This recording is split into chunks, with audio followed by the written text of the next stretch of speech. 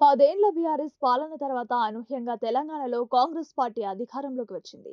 అయితే అదే ఉత్సాహంతో ఆ తర్వాత జరిగిన పార్లమెంట్ ఎన్నికల్లోనూ అన్ని స్థానాల్లో విజయం సాధిస్తామని ఊహించిన కాంగ్రెస్ పార్టీకి బిగ్ షాక్ తగిలింది. ఈ ఎన్నికల్లో 17 ఎంపీ స్థానాలకు గాను కాంగ్రెస్ పార్టీ కేవలం 8 స్థానాలకే పరిమితమైంది. మిగిలిన 9 స్థానాల్లో 8 బీజేపీ గెలుచుకోగా 1 ఎంఐఎం గెలుచుకుంది.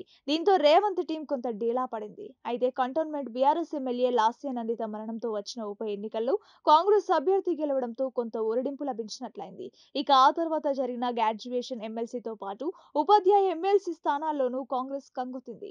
ఇలాంటి తరుణంలోనే జూబ్లీహిల్స్ ఎమ్మెల్యే మాగంటి గోపీనాథ్ అకాల మరణంతో ఉప ఎన్నిక అనివార్యమైంది. ఈ ఎన్నికల్లో విజయం సాధించకుంటే కాంగ్రెస్ పార్టీ పని అయిపోతుందనే ప్రచారం నిజమేనని నమ్మాల్సి వస్తుందని భావించిన కాంగ్రెస్ ఎన్నిక కోసం తన శక్తియుక్తులను పూర్తిగా వినియోగించుకుంది.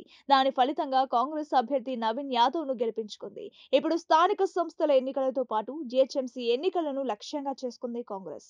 మరిన్ని అప్డేట్స్ కోసం మన ఛానల్ ని సబ్స్క్రైబ్ చేసుకోండి.